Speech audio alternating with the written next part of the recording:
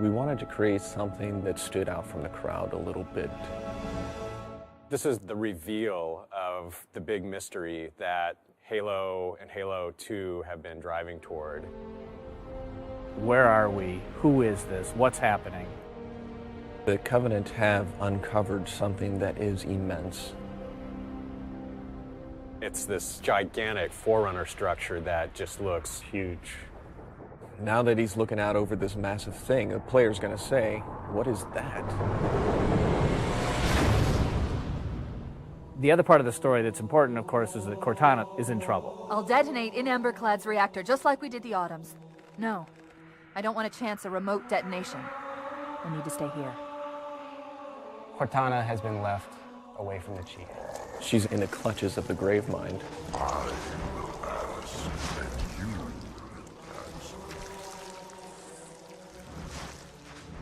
All right.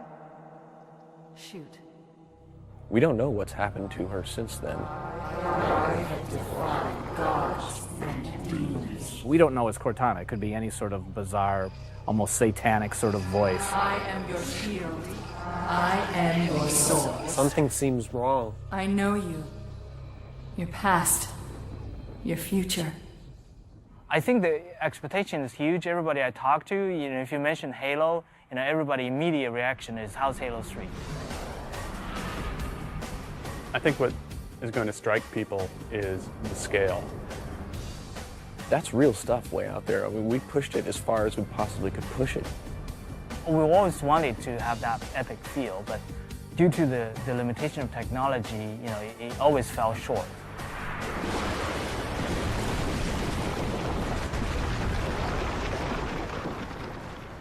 When you're working in high definition, it's a very unforgiving environment. Look at the Master Chief's armor. You see cool things about the Master Chief's armor. You see that he's self-shadowing. You see the textures are very high resolution. There's real-time reflection on his visor. But you look closer, you see he's beat up. He's scratched. He has been through some horrific battle, and we're actually showing that on the Chief this time around. If people show just a pre-rendered movie, then there's always going to be speculation about, well, yeah, sure, your engine's not going to be able to do that.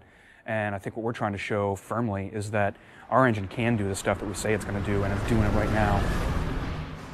What we're building here is our bar for where we're going to shoot for in real gameplay. It's great. There's 90 guys here. Half of them are artists, half of them are engineers. And it's like oil and water. All the left-brain people and all the right-brain people, and both groups think that they're really the people in charge. Apparently engineering is quite important. Oh, of course, it's a science. I like to draw pretty pictures. So I get to do that, I suppose. It's all about the lighting. It's all about the the additional detail, the bump mapping. I can't remember all their terminologies, and the huda-hada and the triple specular shields and so on and so forth. In Halo 3, you have like entire dynamic range available for you. So things are bright, things are dark. You have the whole contrast there. For example, the sky. It's a new way of doing our sky, like from Halo 2. Every now and then, it'll catch my eye still, and then realizing, wow, I can't believe we're able to pull that off. For the announcement, it's gone really well. It hasn't been as much of a monkey shit fight as it could have been. Pooned would be people make decisions that affect us and they don't really worry about it. Like, oh, it's all right, the sound guys will figure it out at the end of the chain. And we do, always, but sometimes it feels a little like you got shat on a few too many times. Everyone else is prolonging my part of the job. I'm actually just making it better. So that's how that works. I think Marty's is pretty diverse in the way that he composes and the styles that he composes in. The fanfare is actually a new theme. And I don't know if it's ever going to show up ever again. At times he's pulling out, Enya. Oh no, I didn't say that. At times he's paying homage to other artists. There are no monks singing in this. The only hint that I want to give anybody that this is Halo is that I'm going to be in E Dorian. I actually just played an octave on the piano, just straight E's. When I played it back, I realized that it instantly got my attention. For this one, we had a great session with live orchestra, which is a bit above and beyond what we've done in the past. Master Chief is coming out of a desert, blowing heat, wind, completely obscured. So I wanted it to sound almost ethereal, just to bring some tension in and then have it open up slowly. The music and the sound is all about the drama. I'm just trying to absolutely score the drama of this moment. I mean, I think in the end, you're absolutely going to be able to play exactly what you're watching in this trailer.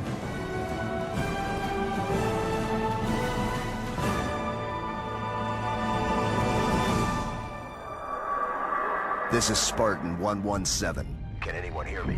Over. Well, we had such a great ending to Halo 2 where Master Chief said, I want to finish the fight. Master Chief, you mind telling me what you're doing on that ship? Sir, finishing this fight.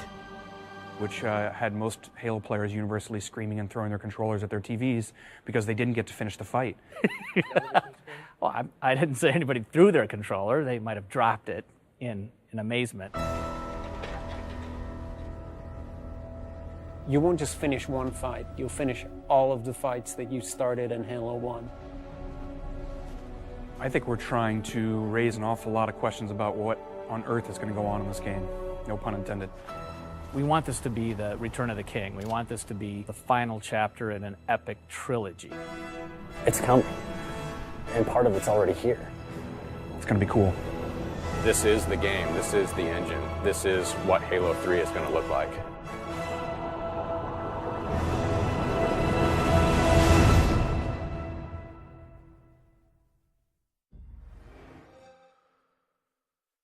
Ta-da!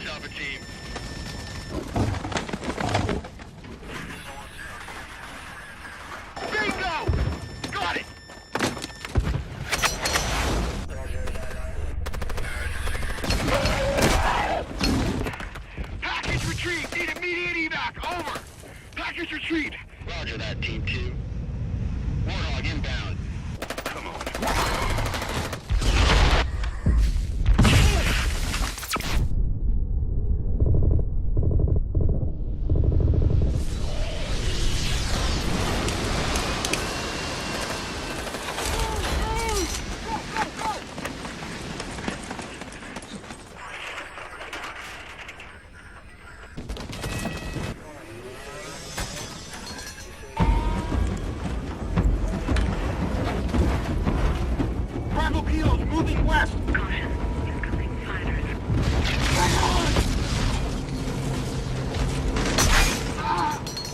I'm hit! Suck it up!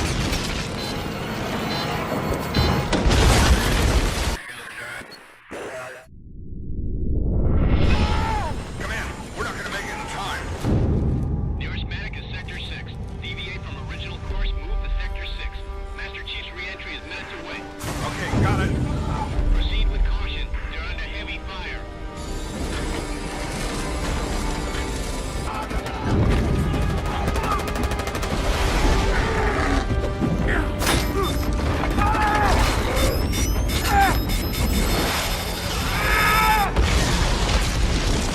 Sierra 117, search and rescue team is awaiting coordinates.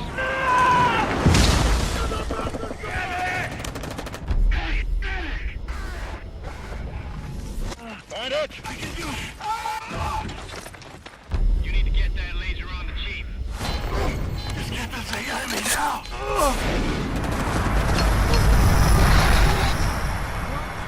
Can you do your job? Yeah.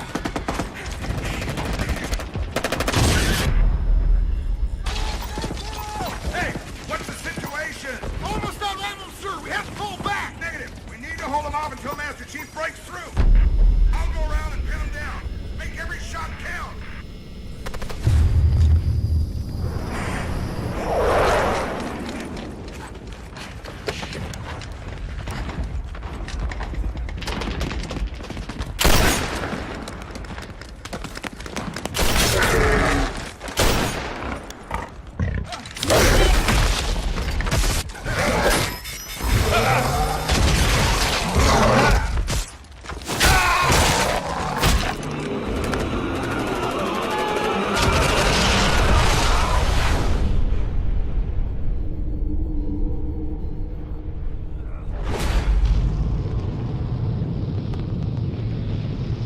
Hold still!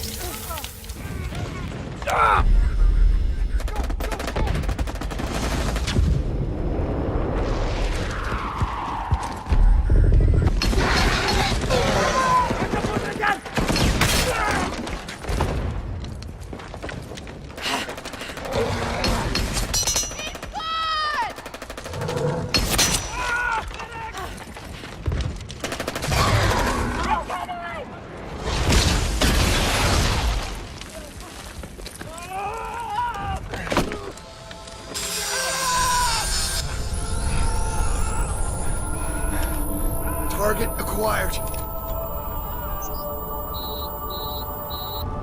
That's it, we got him. Recovery team has his coordinates. Touching down soon. Fall back. Fall back.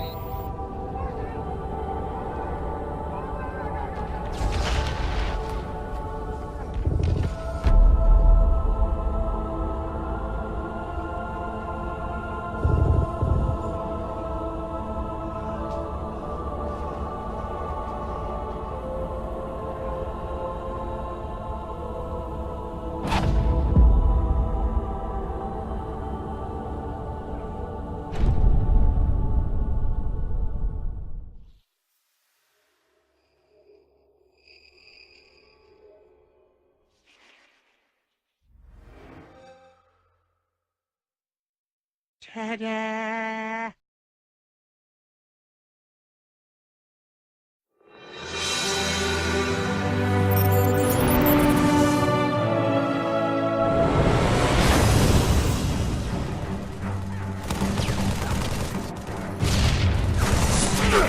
The multiplayer side of Halo has always been a little bit more fast and loose.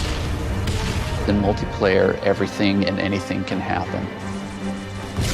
Oh my god. Mother. Oh. We need to be either as good as Halo 2, and obviously that is our bar, is as at least as good, be better as Hell be better. Enjoy your walk back to the beach. While you're working on the project, the bar is sort of a moving target. It can be intimidating for sure.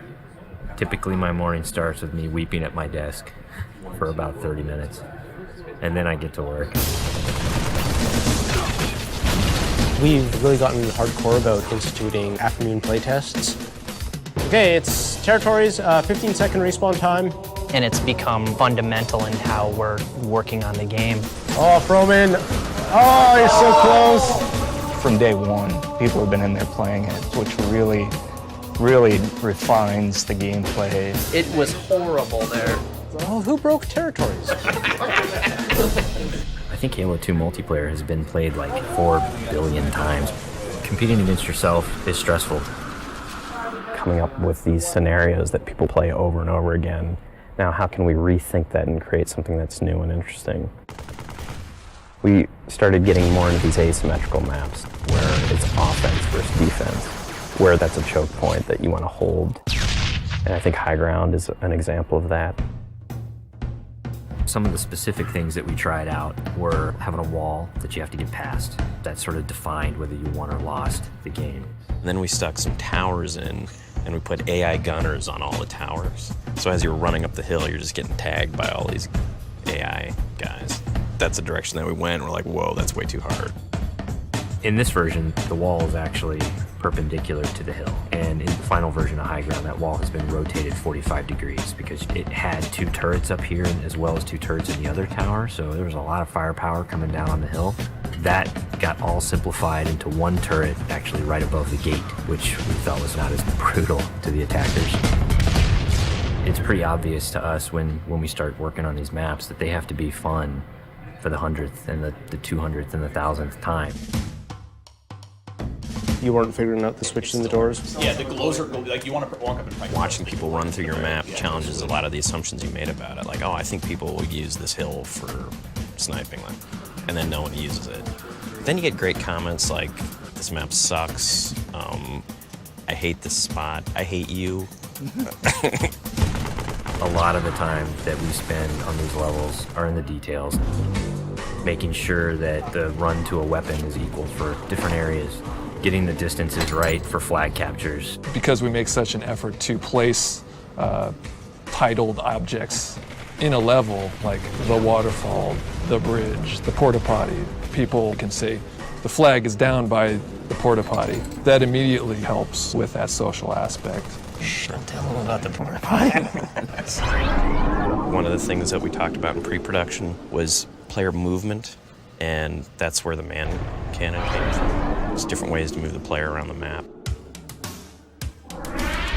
In Halo 1 and Halo 2, we had these teleporters. Although it was a great way to get around quickly, it didn't provide as much inherent danger as the man cannon does. There's almost nothing more rewarding than sniping a guy out of the air as he's man cannoning across the map.